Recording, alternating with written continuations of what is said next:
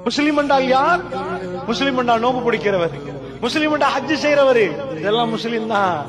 ஆனால் ரசூலுல்லாஹ் கொடுத்த விளக்கம் என்ன தெரியுமா? முஸ்லிம் முஸ்லிம் என்றால் யாரு தெரியுமா? பிற முஸ்லிம் தன்னுடைய நாவால் பிற முஸ்லிம்கள் பாதுகாக்கப்படுகிறார்களோ, எவருடைய கரங்களால் பிற முஸ்லிம்கள் பாதுகாக்கப்படுகிறார்கள், அவர் முஸ்லிம் என்றாங்க. முஸ்லிமுக்குரிய டெபினேஷன் என்ன தெரியுமா? இவருடைய அன்பு சகோதரர் பாதுகாக்கப்படணும். தெரியாத விஷயத்தில் அவர் விஷயத்தில் கொண்டு போய் நடு சந்தியில் அவரை சீரழிக்க கூடாது.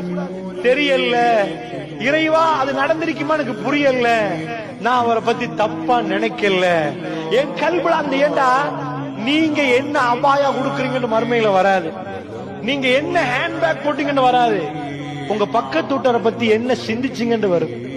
அது நடக்காத ஒன்றை நீங்க ஏன் பேசுறீங்கன்னு வரும்.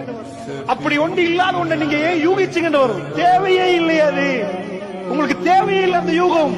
ஏன் 4 சபையில 4 பேரை பத்தி பேசுறோம். இது போன்ற வீடியோக்களை பார்வையிடுவதற்கு எனது யூடியூப் சேனலை சப்ஸ்கிரைப் செய்து கொள்ளுங்கள்.